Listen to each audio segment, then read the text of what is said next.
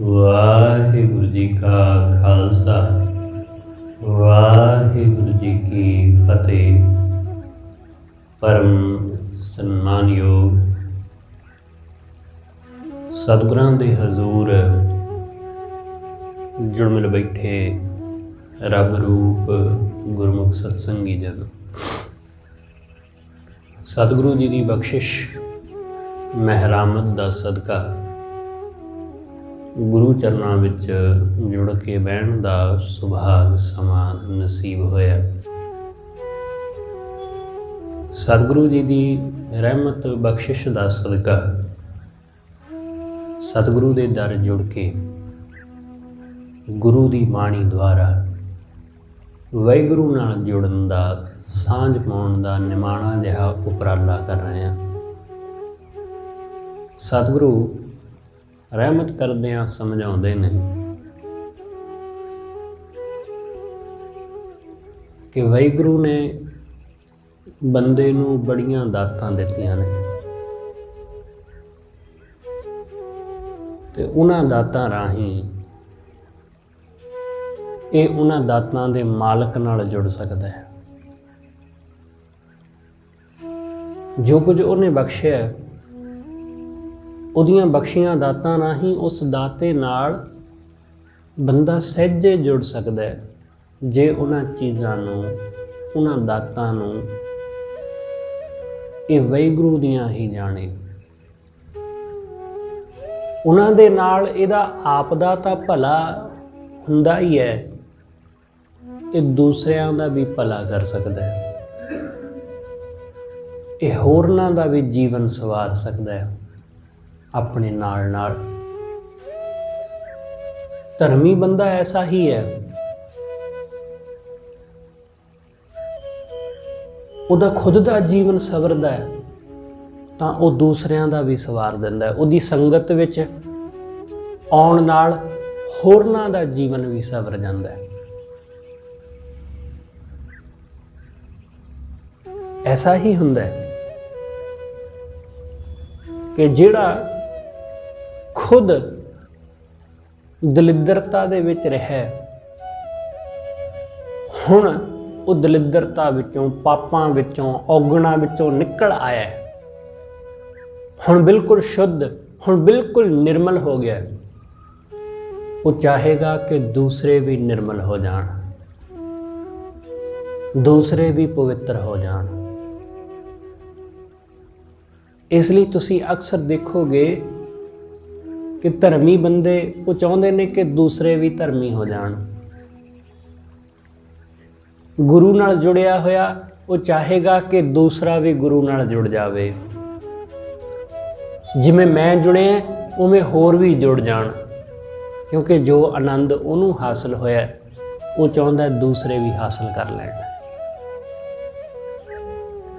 ਕਿ ਮੇਰੀ ਅਗਿਆਨਤਾ ਮਿਟ ਗਈ, ਦੂਸਰਿਆਂ ਦੀ ਵੀ ਅਗਿਆਨਤਾ ਮਿਟ ਜਾਵੇ,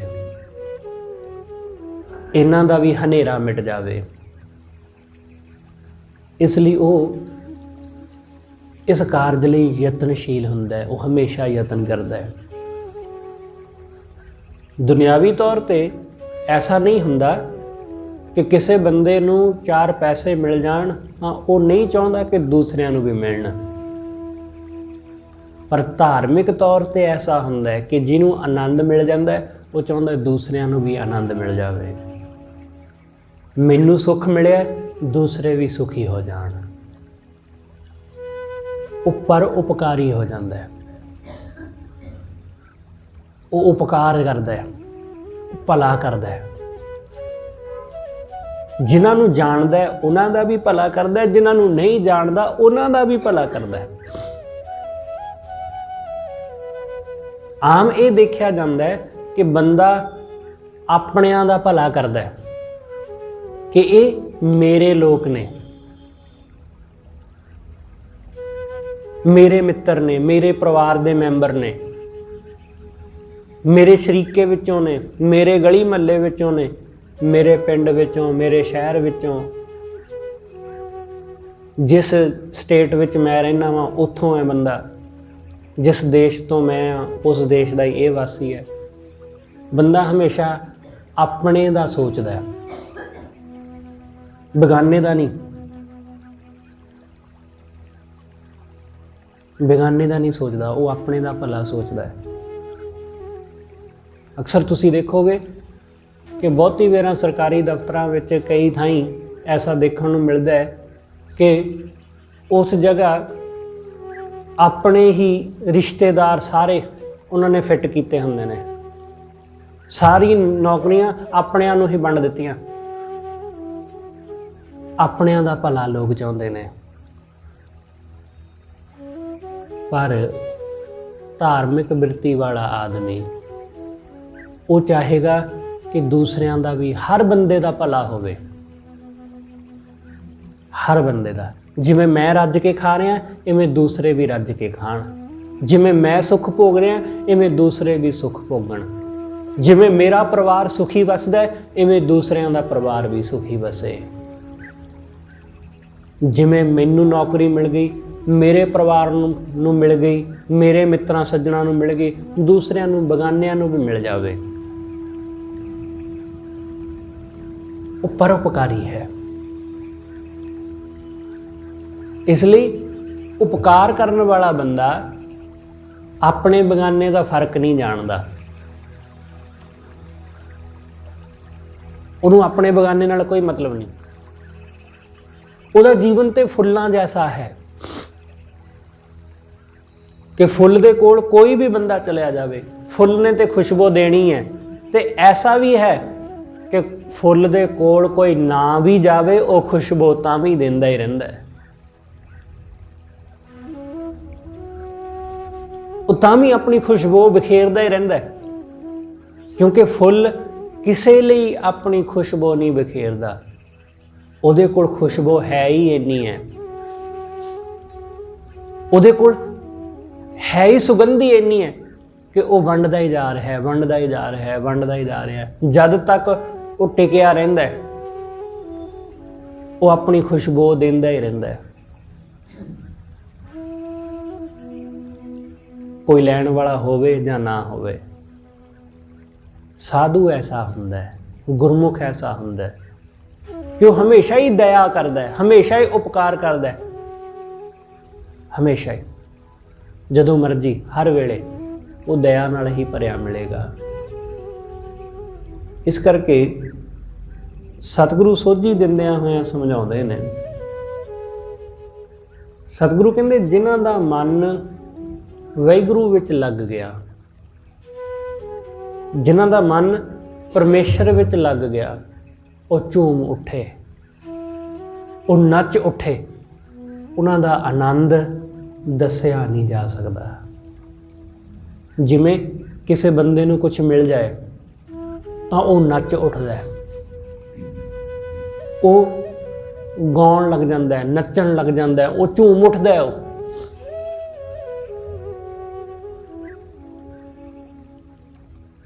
ਲੋਕ ਨੱਚਦੇ ਨੇ। ਤੁਸੀਂ ਦੇਖੋ ਲੋਕਾਂ ਨੂੰ ਵਿਆਹਾਂ ਸ਼ਾਦੀਆਂ ਤੇ ਨੱਚਦਿਆਂ, ਤੁਸੀਂ ਦੇਖੋ ਲੋਕਾਂ ਨੂੰ ਪਾਰਟੀਆਂ ਵਿੱਚ ਨੱਚਦਿਆਂ, ਤੁਸੀਂ ਵੇਖੋ ਲੋਕਾਂ ਨੂੰ ਜਦੋਂ ਉਹਨਾਂ ਨੂੰ ਕੋਈ ਲੋਟਰੀ ਲੱਗ ਗਈ, ਉਹਨਾਂ ਨੂੰ ਕੋਈ ਪ੍ਰਮੋਸ਼ਨ ਮਿਲ ਗਿਆ, ਕੋਈ ਨੌਕਰੀ ਮਿਲ ਗਈ, ਕੁਝ ਹੋਰ ਚੀਜ਼ ਹਾਸਲ ਹੋ ਗਈ, ਕੋਈ ਪੈਸਾ ਮਿਲ ਗਿਆ, ਕੋਈ ਸੋਨਾ ਚਾਂਦੀ ਮਿਲ ਪਿਆ, ਕੁਝ ਐਸਾ, ਕੁਝ ਕੀਮਤੀ ਵਸਤੂ ਮਿਲ ਗਈ, ਤਾਂ ਉਹ ਕਿਵੇਂ ਨੱਚਦੇ ਨੇ। ਨੱਚ ਕੇ ਆਪਣੀ ਖੁਸ਼ੀ ਨੂੰ ਪ੍ਰਗਟ ਕਰਦੇ ਨੇ।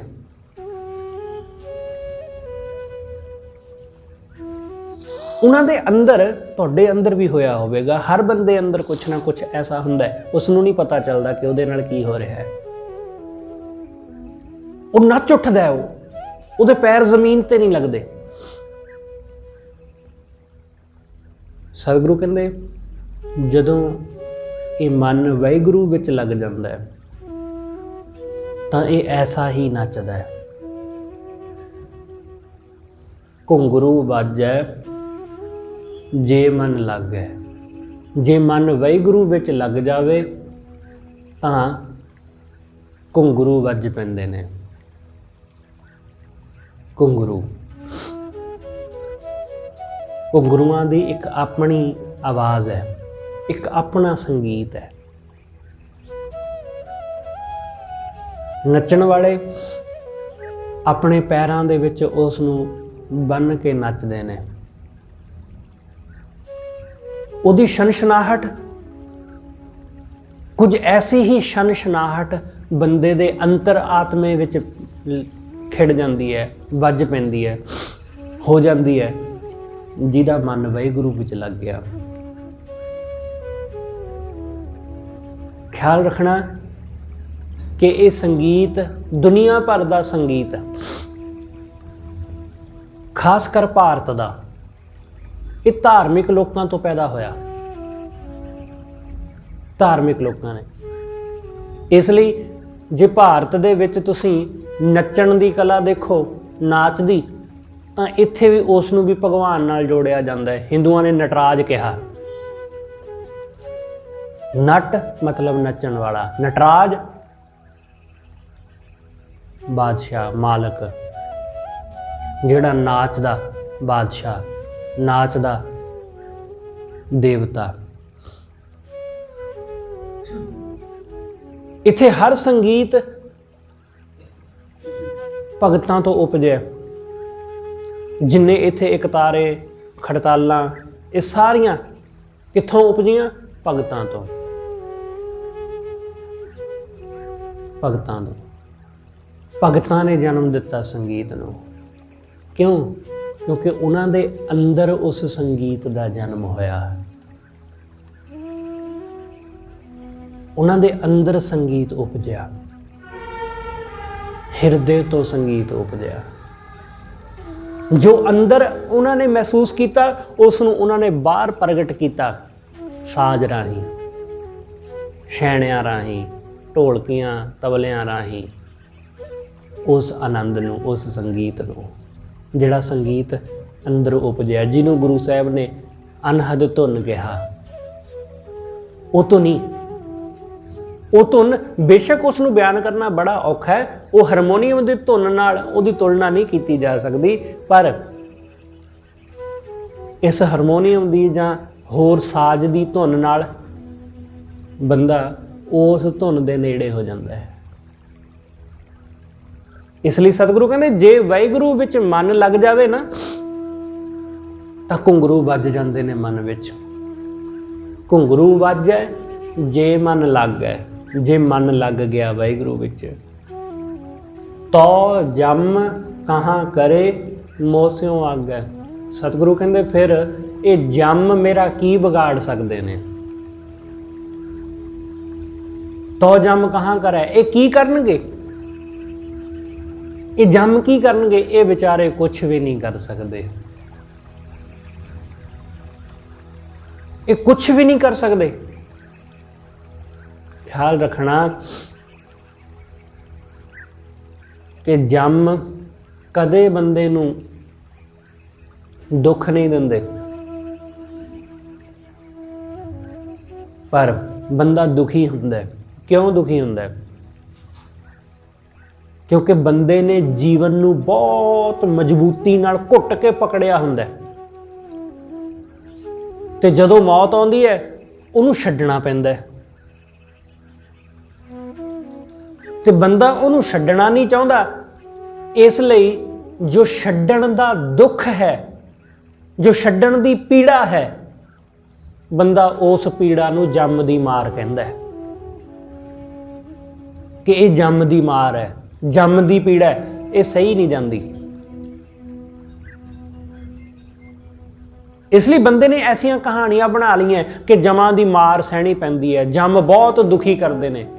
ਕੋਈ ਕਿਸੇ ਨੂੰ ਦੁਖੀ ਨਹੀਂ ਕਰਦਾ। ਬੰਦਾ ਦੁਖੀ ਹੁੰਦਾ ਕਿਉਂਕਿ ਇਹ ਛੱਡਣਾ ਨਹੀਂ ਚਾਹੁੰਦਾ ਹੈ ਇਸ ਜੀਵਨ ਨੂੰ, ਇਹ ਤਿਆਗਣਾ ਨਹੀਂ ਚਾਹੁੰਦਾ ਇਸ ਸੰਸਾਰ ਨੂੰ। ਇਹਨੂੰ ਦੁੱਖ ਲੱਗਦਾ ਹੈ ਤਿਆਗਣ ਲੱਗਿਆਂ, ਛੱਡਣ ਲੱਗਿਆਂ। ਇਸ ਲਈ ਇਸ ਚੀਜ਼ ਨੂੰ ਜਮਾਂ ਦੀ ਮਾਰ ਦਾ ਨਾਮ ਦੇ ਦਿੱਤਾ ਜਾਂਦਾ ਹੈ ਕਿ ਜੰਮ ਦੀ ਮਾਰ ਪੈਂਦੀ ਹੈ। ਸਤਿਗੁਰੂ ਸਮਝਾਉਂਦੇ, ਜਦੋਂ ਬੰਦੇ ਨੇ ਸੱਚ ਨੂੰ ਧਾਰਨ ਕਰ ਲਿਆ ਤਾਂ ਝੂਠ ਛੁੱਟ ਗਿਆ ਉਹਦੇ ਕੋਲੋਂ, ਤਾਂ ਫਿਰ ਜੰਮ ਉਹਦਾ ਕੀ ਵਿਗਾੜੇਗਾ? ਜਿਹੜਾ ਪਹਿਲਾਂ ਹੀ ਸਭ ਕੁਝ ਛੱਡ ਕੇ ਬੈਠਾ ਹੈ, ਜਿਹੜਾ ਮੌਤ ਲਈ ਤਿਆਰ ਬੈਠਾ ਹੈ, ਜਿਹੜਾ ਮੌਤ ਤੋਂ ਭੱਜਦਾ ਹੈ, ਮੌਤ ਉਸੇ ਨੂੰ ਡਰਾਉਂਦੀ ਹੈ, ਉਸੇ ਨੂੰ ਸਤਾਉਂਦੀ ਹੈ। ਜਿਹੜਾ ਮੌਤ ਦੇ ਸਾਹਮਣੇ ਖੜੋ ਜਾਂਦਾ ਹੈ, ਮੌਤ ਪਾਸੇ ਹਟ ਜਾਂਦੀ, ਉਹਦਾ ਕੁਝ ਨਹੀਂ ਵਿਗਾੜ ਪਾਉਂਦੀ ਉਹ, ਕਿਉਂਕਿ ਜਿਹਨੇ ਜਾਣ ਲਿਆ ਕਿ ਸਰੀਰ ਦੇ ਮਰਨ ਨਾਲ ਮੈਂ ਮਰਨਾ ਹੀ ਨਹੀਂ, ਮੌਤ ਉਹਦਾ ਕੀ ਵਿਗਾੜ ਲਏਗੀ। ਕਿ ਜੇ ਸਰੀਰ ਦੇ ਮਰਨ ਨਾਲ ਮੇਰੀ ਮੌਤ ਹੁੰਦੀ ਹੈ ਤਾਂ ਫਿਰ ਹੈਗੇ ਨਾ ਹੈਗੇ ਇੱਕ ਬਰਾਬਰ ਹੀ ਆ। ਫਿਰ ਜੀਵਨ ਤੇ ਨਾ ਜੀਵਨ ਇੱਕ ਜੈਸਾ ਹੀ ਹੈ। ਇਸ ਲਈ ਜਿਹਨੇ ਉਸ ਵਾਹਿਗੁਰੂ ਵਿੱਚ ਆਪਣਾ ਮਨ ਲਾ ਲਿਆ, ਸਤਿਗੁਰੂ ਕਹਿੰਦੇ ਉਹ ਜੰਮ ਤੋਂ ਨਹੀਂ ਡਰਦਾ ਹੈ, ਉਹ ਮੌਤ ਤੋਂ ਨਹੀਂ ਡਰਦਾ। ਕਿਉਂਕਿ ਜੇ ਵਾਹਿਗੁਰੂ ਨਾਲ ਜੁੜ ਕੇ ਵੀ ਮੌਤ ਤੋਂ ਹੀ ਡਰਦੇ ਰਹੇ ਤਾਂ ਫਿਰ ਉਹਦੇ ਨਾਲ ਜੁੜਨ ਦਾ ਫਾਇਦਾ ਕੀ ਹੋਇਆ? ਉਹਦੇ ਨਾਲ ਜੁੜਨ ਦਾ ਲਾਭ ਕੀ ਹੋਇਆ? ਜੇ ਵਾਹਿਗੁਰੂ ਨਾਲ ਜੁੜ ਕੇ ਵੀ ਮੌਤ ਦਾ ਡਰ ਸਤਾਉਂਦਾ ਰਿਹਾ। ਸਤਿਗੁਰੂ ਕਹਿੰਦੇ ਸਿੰਘ ਸ਼ਰਨ ਕਤ ਜਾਈਐ ਜੋ ਜੰਬੁਕ ਗ੍ਰਾਸੈ, ਕਿ ਸ਼ੇਰ ਦੀ ਸ਼ਰਨ ਜਾਣ ਦਾ ਕੀ ਲਾਭ ਜੇ ਸ਼ੇਰ ਦੀ ਸ਼ਰਨ ਜਾ ਕੇ ਵੀ ਗਿੱਦੜਾਂ ਦਾ ਡਰ ਸਤਾਉਂਦਾ ਰਹੇ। ਗੁਰੂ ਦੀ ਸ਼ਰਨ ਆ ਕੇ ਮੌਤ ਦਾ ਡਰ ਨਹੀਂ ਰਹਿੰਦਾ, ਇਹਦੇ ਡਰ ਤੋਂ ਬੰਦਾ ਮੁਕਤ ਹੋ ਜਾਂਦਾ ਹੈ।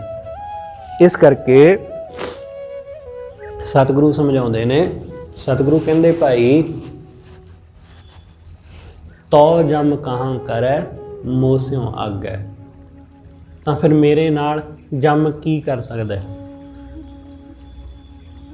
ਉਹਦਾ ਮੇਰੇ ਉੱਤੇ ਜ਼ੋਰ ਨਹੀਂ ਚੱਲਦਾ, ਭਗਤਾਂ ਉੱਪਰ ਗੁਰਮੁਖਾਂ ਉੱਪਰ ਜਮਾਂ ਦਾ ਜ਼ੋਰ ਨਹੀਂ ਚੱਲਦਾ। ਇਸ ਲਈ ਤੇ ਸਤਿਗੁਰੂ ਨੇ ਕਿਹਾ ਨਾ, ਸਤਿਗੁਰੂ ਕਹਿੰਦੇ ਜਾਂ ਸਾਧੂ ਗੋਬਿੰਦ ਭਜਨ ਕੀਰਤਨ ਨਾਨਕ ਨੀਤ, ਨਾ ਤੂੰ ਨਾ ਹਉ। ਸਤਿਗੁਰੂ ਕਹਿੰਦੇ ਜੰਮ ਵੀ ਕਹਿੰਦੇ ਨੇ, ਧਰਮਰਾਜ ਆਪਣੇ ਜਮਾਂ ਨੂੰ ਕਹਿੰਦਾ ਕਿ ਤੁਸੀਂ ਵੀ ਨਹੀਂ ਛੁੱਟੋਗੇ ਤੇ ਮੇਰਾ ਵੀ ਛੁਟਕਾਰਾ ਨਹੀਂ ਹੋਣਾ, ਨਿਕਟ ਨਾ ਜਾਈਓ ਦੂਤ। ਇਸ ਲਈ ਸਾਧੂ ਦੇ ਗੁਰਮੁਖ ਦੇ ਨੇੜੇ ਵੀ ਨਾ ਜਾਣਾ, ਨਹੀਂ ਤੇ ਵਾਹਿਗੁਰੂ ਸਾਨੂੰ ਬਖਸ਼ੇਗਾ ਨਹੀਂ। ਇਸ ਕਰਕੇ ਸਤਿਗੁਰੂ ਕਹਿੰਦੇ ਤੋ ਜਮ ਕਹਾਂ ਕਰੈ ਮੋਸਿਓ ਆਗੈ, ਕਿ ਉਹ ਫਿਰ ਮੇਰੇ ਨਾਲ ਕੀ ਕਰੇਗਾ? ਕੁਛ ਨਹੀਂ ਕਰ ਸਕਦਾ। ਵਿਦਿਆ ਵਿਚਾਰੀ ਤਾਂ ਪਰ ਉਪਕਾਰੀ। ਸਤਿਗੁਰੂ ਕਹਿੰਦੇ ਵਿਦਿਆ ਵਿਚਾਰੀ ਤਾਂ ਪਰ ਉਪਕਾਰੀ। ਵਿਦਿਆ ਵਿਚਾਰੀ ਦਾ, ਵਿਦਿਆ ਹਾਸਲ ਕੀਤੀ ਦਾ ਸਤਿਗੁਰੂ ਕਹਿੰਦੇ ਤਾਂ ਹੀ ਲਾਭ ਹੈ ਜੇ ਇਸ ਵਿਦਿਆ ਰਾਹੀਂ ਤੂੰ ਕਿਸੇ ਦਾ ਭਲਾ ਕਰ ਸਕੇ, ਜੇ ਤੂੰ ਕਿਸੇ ਦਾ ਜੀਵਨ ਸਵਾਰ ਸਕੇ ਤਾਂ ਫਾਇਦਾ ਹੈ ਵਿਦਿਆ ਦਾ, ਤਾਂ ਇਸ ਗਿਆਨ ਨੂੰ ਹਾਸਲ ਕਰੇ ਦਾ ਲਾਭ ਹੈ। ਕਿਤਾਬਾਂ ਪੜ੍ਹੀਆਂ ਦਾ, ਆ ਵੱਡੀਆਂ ਵੱਡੀਆਂ ਡਿਗਰੀਆਂ ਲੈ ਕੇ ਆਪਣੇ ਘਰ ਰੱਖੀਆਂ ਦਾ, ਸਤਿਗੁਰੂ ਕਹਿੰਦੇ ਫੇਰ ਫਾਇਦਾ ਹੈ ਜੇ ਇਹਨਾਂ ਰਾਹੀਂ ਕਿਸੇ ਦਾ ਭਲਾ ਹੋ ਜਾਵੇ। ਵਿਦਿਆ ਵਿਚਾਰੀ ਤਾਂ ਪਰਉਪਕਾਰੀ, ਤਦੋਂ ਹੀ ਪਰੋ ਇਹ ਵਿਦਿਆ ਦਾ ਫਾਇਦਾ, ਨਹੀਂ ਤਾਂ ਵਿਦਿਆ ਕਿਸ ਕੰਮ। ਅੱਜ ਦੇ ਸਮੇਂ ਵਿੱਚ ਵੇਖੋ ਤਾਂ ਕੋਈ ਵਿਰਲਾ ਬੰਦਾ ਹੀ ਹੈ ਜਿਹੜਾ ਵਿਦਿਆ ਲੈ ਕੇ ਕਿਸੇ ਦਾ ਭਲਾ ਕਰਦਾ ਹੋਵੇ, ਨਹੀਂ ਤਾਂ ਲੋਕ ਵਿਦਿਆ ਪੈਸਾ ਕਮਾਉਣ ਲਈ ਹੀ ਲੈਂਦੇ ਨੇ ਕਿ ਪੈਸਾ ਕਮਾਉਣਾ ਹੈ। ਇਸ ਲਈ ਜਿੰਨਾ ਵੱਧ ਤੋਂ ਵੱਧ ਪੜ੍ਹੇ ਲਿਖੇ ਹੋਵਾਂਗੇ ਓਨੀ ਵੱਧ ਤੋਂ ਵੱਧ ਕਮਾਈ ਕਰ ਸਕਾਂਗੇ। ਅੱਜ ਦੀ ਸੋਚ ਬੰਦੇ ਦੀ ਇਹ ਹੈ। ਪੈਸਾ ਕਮਾਉਣਾ ਕੋਈ ਮਾੜੀ ਗੱਲ ਨਹੀਂ ਹੈ, ਵੱਧ ਤੋਂ ਵੱਧ ਬੰਦੇ ਨੂੰ ਕਮਾਉਣਾ ਚਾਹੀਦਾ ਹੈ, ਪਰ ਉਹ ਆਪਣੀ ਵਿਦਿਆ ਰਾਹੀਂ, ਆਪਣੇ ਗਿਆਨ ਰਾਹੀਂ ਸਿਰਫ ਪੈਸਾ ਹੀ ਨਾ ਕਮਾਵੇ, ਨਾਲ ਨਾਲ ਉਹ ਭਲਾ ਵੀ ਕਰੇ ਕਿਸੇ ਦਾ। ਉਹਦੇ ਮਨ ਅੰਦਰ ਪਰ ਉਪਕਾਰ ਦਾ ਭਾਵ ਵੀ ਹੋਵੇ। ਲੋਕ ਵਿਦਿਆ ਲੈ ਲੈਂਦੇ ਨੇ ਚਾਹੇ ਡਾਕਟਰੀ ਦੀ ਹੋਵੇ, ਪਰ ਉਸ ਵਿਦਿਆ ਨਾਲ ਭਲਾ ਕਰਦੇ ਨਜ਼ਰ ਨਹੀਂ ਆਉਂਦੇ। ਡਾਕਟਰ ਬਣ ਜਾਂਦੇ ਨੇ, ਵੱਡੇ ਵੱਡੇ ਅਹੁਦੇ ਹਾਸਲ ਕਰ ਲੈਂਦੇ ਨੇ, ਪਰ ਉਹਦੇ ਨਾਲ ਭਲਾ ਨਹੀਂ ਕਰਦੇ ਕਿਸੇ ਦਾ, ਆਪਣਾ ਹੀ ਭਲਾ ਕਰਦੇ ਉਹ ਦਿਖਾਈ ਦਿੰਦੇ ਨੇ। ਮੰਤਰੀ ਬਣ ਜਾਂਦੇ ਨੇ, ਵੱਡੇ ਵੱਡੇ ਅਹੁਦੇ ਹਾਸਲ ਕਰ ਲੈਂਦੇ ਨੇ, ਪਰ ਉਸ ਅਹੁਦੇ ਤੇ ਬਹਿ ਕੇ ਕਿਸੇ ਦਾ ਭਲਾ ਨਹੀਂ ਕਰਦੇ, ਆਪਣਾ ਹੀ ਭਲਾ ਕਰਦੇ ਦਿਖਾਈ ਦਿੰਦੇ ਨੇ। ਆਪਣੇ ਹੀ ਧੀਆਂ ਪੁੱਤਾਂ ਨੂੰ ਵੱਡੀਆਂ ਵੱਡੀਆਂ ਨੌਕਰੀਆਂ ਦਿੰਦੇ ਦਿਖਾਈ ਦਿੰਦੇ ਨੇ, ਪਰ ਕਿਸੇ ਦਾ ਸਵਾਰਦੇ ਕੁਛ ਨਹੀਂ। ਖਿਆਲ ਰੱਖਣਾ ਕਿ ਵਿਦਿਆ, ਜਿਸ ਬੰਦੇ ਕੋਲ ਵਿਦਿਆ ਹੈ ਉਹਦਾ ਖੁਦ ਦਾ ਜੀਵਨ ਸਵਰਦਾ ਹੈ। ਪਹਿਲਾਂ ਉਹਦਾ ਖੁਦ ਦਾ ਜੀਵਨ ਸਵਰਦਾ ਹੈ। ਜਿਵੇਂ ਹੀ ਉਹਦਾ ਜੀਵਨ ਸਵਰਿਆ, ਉਹ ਦੂਸਰਿਆਂ ਦਾ ਜੀਵਨ ਵੀ ਸਵਾਰਦਾ ਹੈ। ਉਹ ਚਾਹੁੰਦਾ ਕਿ ਮੇਰੇ ਜੀਵਨ ਵਿੱਚੋਂ ਹਨੇਰਾ ਮਿਟ ਗਿਆ, ਦੂਸਰੇ ਦੇ ਜੀਵਨ ਵਿੱਚੋਂ ਹਨੇਰਾ ਮਿਟੇ। ਵਿਦਿਆ ਵਿਚਾਰੀ ਤਾਂ ਪਰ ਉਪਕਾਰੀ, ਜਾਂ ਪੰਚ ਰਾਸੀ ਤਾਂ ਤੀਰਥ ਵਾਸੀ।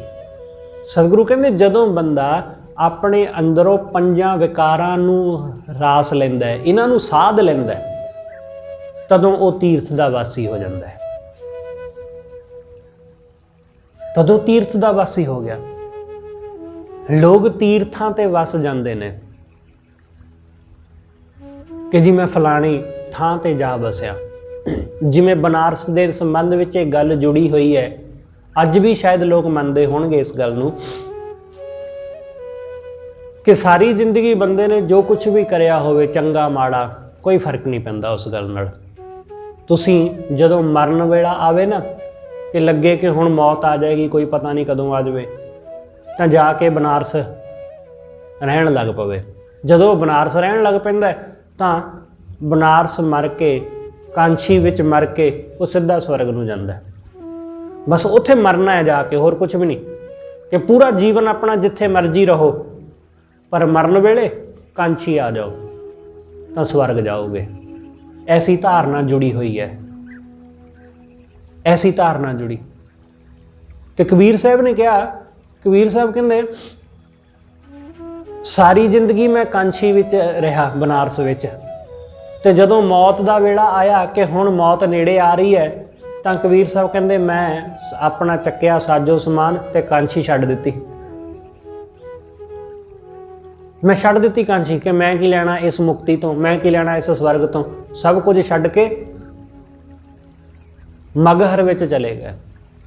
ਸਗਲ ਜਨਮ ਸ਼ਿਵਪੁਰੀ ਵਸਾਇਆ, ਸ਼ਿਵਪੁਰੀ ਮਤਲਬ ਕਾਂਛੀ, ਬਨਾਰਸ। ਮਰਤੀ ਬਾਰ ਮਗਹਰ ਉੱਠ ਆਇਆ, ਕਿ ਮਰਨ ਵੇਲੇ ਮੈਂ ਉੱਠ ਕੇ ਆ ਗਿਆ ਮਗਹਰ। ਤੇ ਲੋਕੀ ਕਹਿਣ ਲੱਗੇ ਕਿ ਕਬੀਰ ਕਮਲਾ ਹੋ ਗਿਆ, ਕਿ ਸਾਰੀ ਦੁਨੀਆ ਬਨਾਰਸ ਵੱਲ ਨੂੰ ਆਉਂਦੀ ਹੈ ਤੇ ਕਬੀਰ ਬਨਾਰਸ ਤੋਂ ਕਿਸੇ ਹੋਰ ਪਾਸੇ ਤੁਰ ਗਿਆ। ਕਬੀਰ ਸਾਹਿਬ ਇਹ ਦਰਸਾਉਣਾ ਚਾਹੁੰਦੇ ਨੇ ਕਿ ਅਸਲ ਵਿੱਚ ਜਿਸ ਬੰਦੇ ਨੇ ਵਾਹਿਗੁਰੂ ਦੇ ਨਾਲ ਆਪਣਾ ਮਨ ਜੋੜਿਆ, ਜਿਹਨੇ ਉਸ ਦੀ ਬੰਦਗੀ ਕੀਤੀ ਹੈ, ਉਹ ਦੁਨੀਆ ਦੇ ਵਿੱਚ ਕਿਤੇ ਵੀ, ਕਿਸੇ ਵੀ ਜਗ੍ਹਾ, ਕਿਸੇ ਵੀ ਸ਼ਹਿਰ ਪਿੰਡ, ਕਿਤੇ ਵੀ ਮਰੇ, ਉਹ ਵਾਹਿਗੁਰੂ ਦੇ ਚਰਨਾਂ ਵਿੱਚ ਹੀ ਜਾਂਦਾ ਹੈ। ਉਹ ਪਰਮੇਸ਼ਰ ਦੇ ਚਰਨਾਂ ਵਿੱਚ ਲੀਨ ਹੁੰਦਾ ਹੈ। ਜਿਹਨੇ ਆਪਣਾ ਜੀਵਨ ਵਾਹਿਗੁਰੂ ਦੇ ਵਿੱਚ ਜੁੜ ਕੇ ਬਤੀਤ ਕੀਤਾ ਹੈ, ਉਹ ਚਾਹੇ ਮਗਹਰ ਵਿੱਚ ਜਾਵੇ ਮਰੇ, ਤੇ ਚਾਹੇ ਉਹ ਕਾਂਛੀ ਵਿੱਚ ਮਰੇ, ਉਹ ਬਨਾਰਸ ਵਿੱਚ ਮਰੇ ਜਾਂ ਕਿਤੇ ਹੋਰ, ਉਹ ਵਾਹਿਗੁਰੂ ਵਿੱਚ ਹੀ ਲੀਨ ਹੋਵੇਗਾ, ਉਹ ਸਵਰਗ ਹੀ ਜਾਵੇਗਾ। ਇਸ ਲਈ ਸਤਿਗੁਰੂ ਕਹਿੰਦੇ ਜਿਹਨੇ ਆਪਣੇ ਅੰਦਰ ਦੇ ਪੰਜਾਂ ਵਿਕਾਰਾਂ ਨੂੰ ਸਾਧ ਲਿਆ, ਉਹਨੂੰ ਕਿਤੇ ਤੀਰਥ ਤੇ ਜਾਣ ਦੀ ਲੋੜ ਨਹੀਂ, ਉਹਦਾ ਘਰ ਵਿੱਚ ਹੀ ਤੀਰਥ ਹੋ ਗਿਆ, ਉਹਦਾ ਘਰ ਵਿੱਚ ਹੀ ਤੀਰਥ। ਜਾਂ ਪੰਚ ਰਾਸੀ ਤਾਂ ਤੀਰਥ ਵਾਸੀ। ਪੰਜਾਂ ਨੂੰ ਰਾਸ ਕਰ ਲਿਆ ਤਾਂ ਤੀਰਥਾਂ ਦਾ ਵਾਸ ਕਰ ਲਿਆ। ਲੋਕ ਤੀਰਥ ਤੇ ਜਾਂਦੇ ਨੇ, ਪਰ ਪੰਜਾਂ ਦਾ ਵਿਕਾਰਾਂ ਦਾ, ਇਹਨਾਂ ਦਾ ਕੋਈ ਸਾਧ ਨਹੀਂ ਕਰਦੇ, ਇਹਨਾਂ ਨੂੰ ਸਾਧਦੇ ਨਹੀਂ, ਇਹਨਾਂ ਨੂੰ ਰੋਕਦੇ ਨਹੀਂ, ਕਾਬੂ ਨਹੀਂ ਕਰਦੇ। ਸਤਿਗੁਰੂ ਕਹਿੰਦੇ ਪਾਪ ਕਰੇ ਪੰਚਾਂ ਕੇ ਵਸਰੇ। ਬੰਦਾ ਪੰਜਾਂ ਵਿਕਾਰਾਂ ਦੇ ਵਸ ਹੋ ਕੇ ਪਾਪ ਕਰਦਾ। ਤੀਰਥ ਨਹਾਏ ਕਹਿ ਸਭ ਉਤਰੇ। ਤੀਰਥ ਤੇ ਨਹਾ ਕੇ ਇਹ ਕਹਿੰਦਾ ਹੈ ਕਿ ਮੇਰੇ ਸਾਰੇ ਪਾਪ ਉਤਰ ਗਏ। ਤੀਰਥ ਯਾਤਰਾ ਕਰਕੇ, ਤੀਰਥ ਇਸ਼ਨਾਨ ਕਰਕੇ ਵਾਪਸ ਆ ਜਾਂਦਾ ਹੈ। ਬਹੁਰ ਕਮਾਵੇ ਹੋਏ ਨਿਸ਼ੰਕ, ਦੁਬਾਰਾ ਫਿਰ ਪਾਪ ਕਮਾਉਣ ਲੱਗ ਜਾਂਦਾ ਹੈ ਨਿਸ਼ੰਕ ਹੋ ਕੇ, ਬਿਨਾਂ ਝਿਜਕ ਤੋਂ। ਕਿਉਂ ਕਿ ਜੀ ਮੈਂ ਤਾਂ ਤੀਰਥ ਯਾਤਰਾ ਕਰ ਆਇਆ, ਮੇਰੇ ਪਾਪ ਲੱਥ ਗਏ। ਮਾਨੋ ਜਿਵੇਂ ਨਵੇਂ ਪਾਪ ਕਰਨ ਦੀ ਪਰਮਿਸ਼ਨ ਮਿਲ ਗਈ ਹੋਵੇ। ਬਹੁਰ ਕਮਾਵੇ ਹੋਏ ਨਿਸ਼ੰਕ, ਜਮਪੁਰ ਬਾਂਧ ਕਰੇ ਖਰੇ ਕਾ ਲੰਕ। ਫਿਰ ਐਸਾ ਬੰਦਾ ਉਹ ਜਮਪੁਰੀ ਨੂੰ ਹੀ ਜਾਂਦਾ ਹੈ, ਕਲੰਕ ਲੱਗਦਾ ਹੈ ਉਹਦੇ ਮੱਥੇ ਤੇ, ਜਿਹੜਾ ਇਸ ਤਰ੍ਹਾਂ ਦਾ ਪਖੰਡ ਕਰਦਾ ਹੈ। ਸਤਿਗੁਰੂ ਕਹਿੰਦੇ ਤੀਰਥ ਦਾ ਵਾਸੀ ਬੰਦਾ ਤਾਂ ਹੁੰਦਾ ਜਦੋਂ ਪੰਜਾਂ ਵਿਕਾਰਾਂ ਨੂੰ ਸਾਧ ਲੈਂਦਾ ਹੈ। ਘੁੰਗਰੂ ਵੱਜੈ ਜੇ ਮਨ ਲੱਗੇ, ਜੇ ਵਾਹਿਗੁਰੂ ਵਿੱਚ ਮਨ ਲੱਗ ਜਾਵੇ ਤਾਂ ਅੰਤਰ ਆਤਮੇ ਘੁੰਗਰੂ ਵੱਜ ਜਾਂਦੇ ਨੇ ਖੁਸ਼ੀ ਦੇ, ਆਨੰਦ ਦੇ। ਤੋ ਜਮ ਕਹਾਂ ਕਰੇ ਮੋਸਿਓ ਆਗੈ, ਤਾਂ ਫਿਰ ਸਤਿਗੁਰੂ ਕਹਿੰਦੇ ਇਹ ਜਮ ਕੀ ਕਰ ਸਕਦਾ ਹੈ? ਇਹ ਜਮ ਕੀ ਕਰ ਸਕਦਾ ਹੈ? ਇਹ ਕੁਛ ਨਹੀਂ ਵਿਗਾੜ ਸਕਦਾ ਮੇਰਾ। ਰਹਾਉ ਆਸ ਨਿਰਾਸੀ ਤੋ ਸੰਨਿਆਸੀ। ਸਤਿਗੁਰੂ ਸੋਝੀ ਦਿੰਦੇ ਕਿ ਜਦੋਂ ਬੰਦਾ ਮਾਇਆ ਦੀਆਂ ਆਸਾਂ ਨੂੰ ਛੱਡ ਦੇਵੇ, ਸੰਸਾਰ ਦੀਆਂ ਆਸਾਂ ਦਾ ਤਿਆਗ ਕਰ ਦੇਵੇ, ਤਦੋਂ ਆਸ ਨਿਰਾਸੀ ਤੋ ਸੰਨਿਆਸੀ। ਸਤਿਗੁਰੂ ਕਹਿੰਦੇ ਤਾਂ ਉਹਨੂੰ ਸੰਨਿਆਸੀ ਕਹਿਣਾ ਚਾਹੀਦਾ ਹੈ। ਸੰਨਿਆਸੀ ਉਹ ਨਹੀਂ ਹੈ ਕਿ ਜਿਹੜਾ 75 ਸਾਲਾਂ ਦਾ ਹੋ ਗਿਆ ਤੇ ਹੁਣ ਉਹਨੇ ਸੰਨਿਆਸ ਧਾਰਨ ਕਰ ਲਿਆ। ਕਿਉਂਕਿ ਹਿੰਦੂ ਧਰਮ ਦੇ ਜੋ 4 ਆਸ਼ਰਮ ਨੇ, ਉਹਨਾਂ 4 ਆਸ਼ਰਮਾਂ ਦੇ ਮੁਤਾਬਕ ਕਿ 75 ਸਾਲ ਦੀ ਉਮਰ ਤੋਂ ਬਾਅਦ ਬੰਦਾ ਸੰਨਿਆਸ ਲੈ ਲਵੇ। 25 ਸਾਲ ਪਹਿਲੇ 25 ਸਾਲ ਉਹ ਬਾਲ ਬ੍ਰਹਮਚਾਰੀ ਰਹੇ, ਉਸ ਤੋਂ ਬਾਅਦ 26 ਤੋਂ ਲੈ ਕੇ 50 ਸਾਲ ਤੱਕ ਉਹ ਗ੍ਰਸਤੀ ਰਵੇ, ਪਰਿਵਾਰ ਵਿੱਚ ਰਹੇ, ਤੇ 51 ਤੋਂ 75 ਸਾਲ ਤੱਕ ਉਹ ਬਾਨਪ੍ਰਸਤ ਰਹੇ ਕਿ ਜੰਗਲ ਵੀ ਚਲਿਆ ਜਾਇਆ ਕਰੇ ਤਪੱਸਿਆ ਕਰਨ ਤੇ ਘਰ ਵਾਪਸ ਵੀ ਮੁੜ ਆਇਆ ਕਰੇ। ਕੁਝ ਕੁ ਮਹੀਨੇ ਉੱਥੇ ਰਵੇ, ਕੁਝ ਕੁ ਮਹੀਨੇ ਘਰ ਰਵੇ, ਬਾਨਪ੍ਰਸਤ। ਤੇ ਜਦੋਂ 75 ਸਾਲ ਦਾ ਹੋ ਜਾਵੇ, 76 ਤੋਂ 100 ਸਾਲ ਭਾਵ ਮੌਤ ਤੱਕ ਉਹ ਸੰਨਿਆਸੀ ਰਵੇ, ਘਰ-ਬਾਰ ਛੱਡ ਕੇ ਚਲਿਆ ਜਾਵੇ। ਸਤਿਗੁਰੂ ਕਹਿੰਦੇ ਸੰਨਿਆਸੀ ਇਹ ਨਹੀਂ ਹੈ ਜਿਹਨੇ ਘਰ-ਬਾਰ ਛੱਡ ਦਿੱਤਾ, ਸੰਨਿਆਸੀ ਉਹ ਹੈ ਜਿਹਨੇ ਆਸਾਂ ਛੱਡ ਦਿੱਤੀਆਂ ਮਾਇਆ ਦੀਆਂ। ਆਸ ਨਿਰਾਸੀ, ਆਸ ਤੋਂ ਜਿਹੜਾ ਨਿਰਾਸ ਹੋ ਗਿਆ ਉਹ ਸੰਨਿਆਸੀ। ਆਸ ਨਿਰਾਸੀ ਤੋ ਸੰਨਿਆਸੀ, ਜਾਂ ਜਤ ਜੋਗੀ ਤਾਂ ਕਾਇਆ ਭੋਗੀ।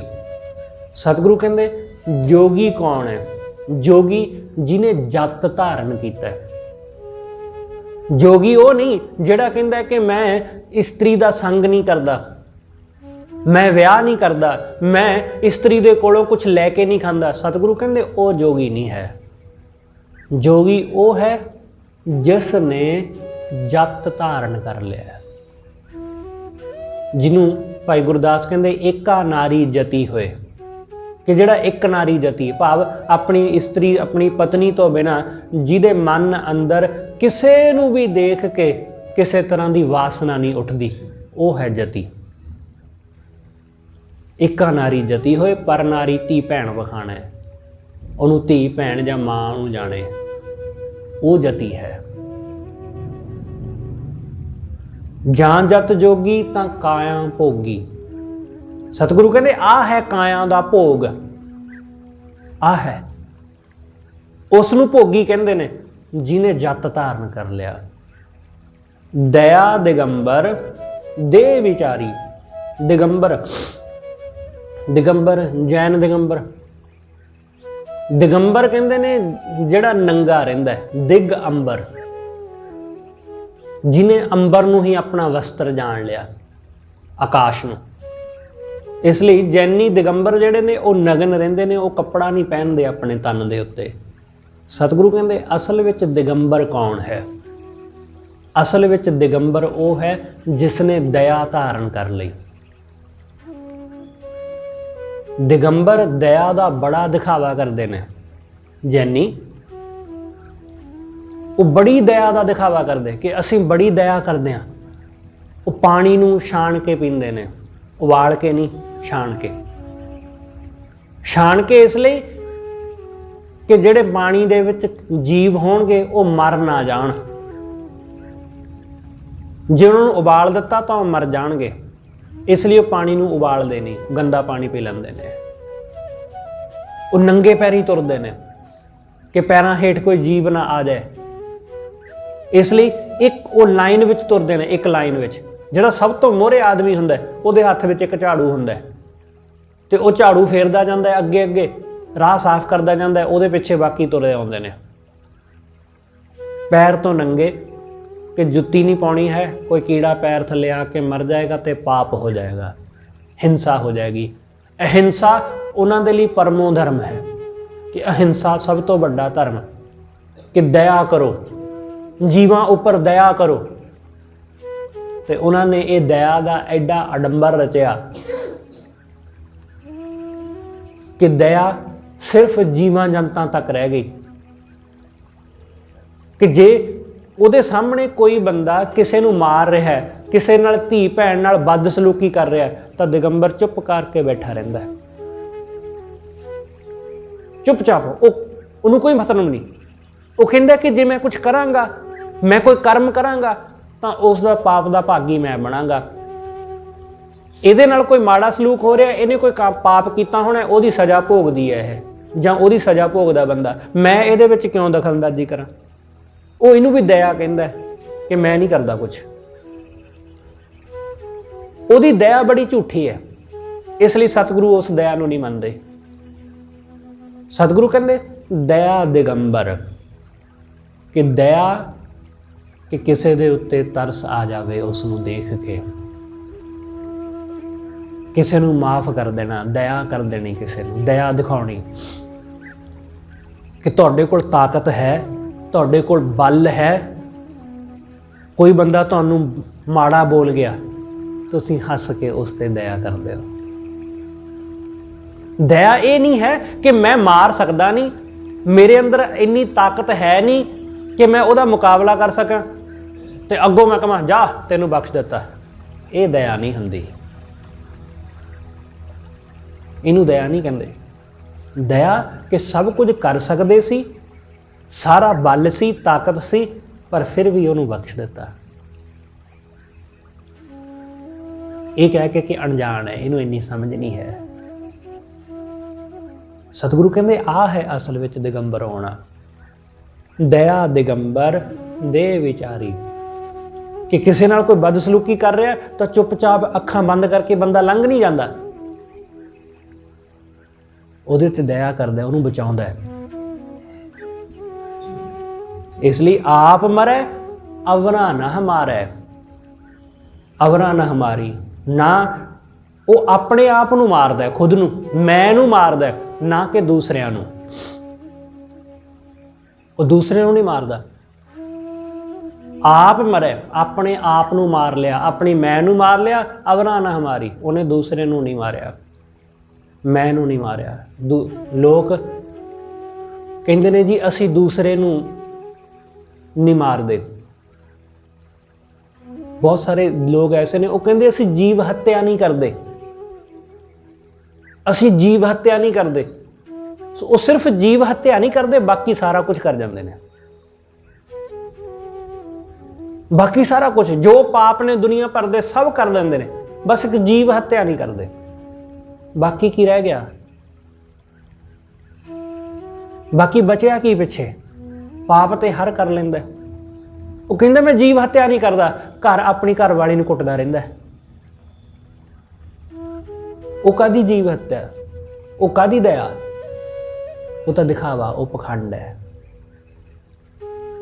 ਉਹ ਕਹਿੰਦਾ ਜੀ ਮੈਂ ਜੀਵ ਹੱਤਿਆ ਨਹੀਂ ਕਰਦਾ, ਘਰ ਆਪਣੀ ਮਾਂ ਨੂੰ ਪਾਣੀ ਦਾ ਘੁੱਟ ਨਹੀਂ ਦਿੰਦਾ, ਉਹ ਵਿਚਾਰੀ ਬਿਸਤਰ ਤੇ ਪਈ ਤੜਫਦੀ ਰਹਿੰਦੀ ਹੈ। ਉਂਝ ਕਹਿੰਦਾ ਜੀ ਮੈਂ ਜੀਵ ਹੱਤਿਆ ਨਹੀਂ ਕਰਦਾ, ਆਪਣੇ ਬਜ਼ੁਰਗਾਂ ਦੀ ਬਾਤ ਨਹੀਂ ਪੁੱਛਦਾ, ਉਹਨਾਂ ਨੂੰ ਰੋਟੀ ਵੀ ਨਹੀਂ ਦਿੰਦਾ, ਤੇ ਕਹਿੰਦਾ ਮੈਂ ਜੀਵ ਹੱਤਿਆ ਨਹੀਂ ਕਰਦਾ। ਸਤਿਗੁਰੂ ਕਹਿੰਦੇ ਲੋਕ ਇਹੋ ਜਿਹਾ ਪਖੰਡ ਕਰਦੇ ਨੇ ਦਇਆ ਦੇ ਨਾਮ ਉੱਪਰ, ਧਰਮ ਦੇ ਨਾਮ ਤੇ। ਉਹ ਆਪ ਨੂੰ ਮਾਰਦਾ, ਮੈਂ ਨੂੰ ਮਾਰਦਾ, ਦੂਸਰੇ ਨੂੰ ਚੋਟ ਨਹੀਂ ਪਹੁੰਚਾਉਂਦਾ। ਆਪ ਮਰੇ ਅਵਰਾ ਨਾ ਹਮਾਰੀ, ਏਕ ਤੂੰ ਹੋਰ ਵੇਸ ਬਹੁ ਤੇਰੇ। हे सच्चे पातशाह तू एक है, तेरे बेअंत वेस ने, तेरे बेअंत रूप ने। ਨਾਨਕ ਜਾਣੇ ਚੋਜ ਨਾ ਤੇਰੇ। ਨਾਨਕ ਤੇਰੇ ਚੋਜਾਂ ਨੂੰ ਨਹੀਂ ਜਾਣਦਾ, ਕਿਉਂਕਿ ਤੇਰੇ ਬੇਅੰਤ ਕੌਤਕ ਨੇ, ਬੇਅੰਤ ਚੋਜ ਨੇ। ਉਹ ਕੀ ਚੋਜ ਵਰਤਾ ਰਿਹਾ ਸਾਨੂੰ ਪਤਾ ਨਹੀਂ ਚੱਲਦਾ। ਅਸੀਂ ਉਹਦੇ ਚੋਜ ਨਹੀਂ ਜਾਣ ਪਾਉਂਦੇ, ਸਾਡੀ ਪਕੜ ਵਿੱਚ ਨਹੀਂ ਆਉਂਦੇ, ਸਾਡੀ ਮੱਤ ਉਹਨਾਂ ਨੂੰ ਪਕੜ ਨਹੀਂ ਪਾਉਂਦੀ। ਇਸ ਲਈ ਸਤਿਗੁਰੂ ਕਹਿੰਦੇ ਉਹ ਆਪਣੇ ਚੋਜ, ਉਹ ਆਪਣੇ ਕੌਤਕ ਆਪ ਹੀ ਜਾਣਦਾ ਹੈ, ਉਹਦੇ ਤੋਂ ਬਿਨਾਂ ਕੋਈ ਹੋਰ ਨਹੀਂ। ਸਤਿਗੁਰੂ ਰਹਿਮਤ ਕਰੇ ਆਪਾਂ ਸਭ ਉਸ ਵਾਹਿਗੁਰੂ ਦੀ ਇਸ ਲੀਲਾ ਨੂੰ, ਉਹਦੇ ਚੋਜਾਂ ਨੂੰ ਜਾਣ ਕੇ ਆਪਣਾ ਜੀਵਨ ਸਵਾਰ ਸਕੀਏ। ਹੋਈਆਂ ਬੇਅੰਤ ਭੁੱਲਾਂ ਲਈ ਖਿਮਾ ਸਤਿਗੁਰੂ ਜੀ ਅਤੇ ਆਪ ਸਰਬੱਤ ਸੰਗਤ ਬਖਸ਼ਣਯੋਗ। ਭੁੱਲਾਂ ਨਾ ਚਤਾਰਦੇ ਹੋਏ ਆਖੋ ਜੀ ਵਾਹਿਗੁਰੂ ਜੀ ਕਾ ਖਾਲਸਾ ਵਾਹਿਗੁਰੂ ਜੀ ਕੀ ਫਤਿਹ।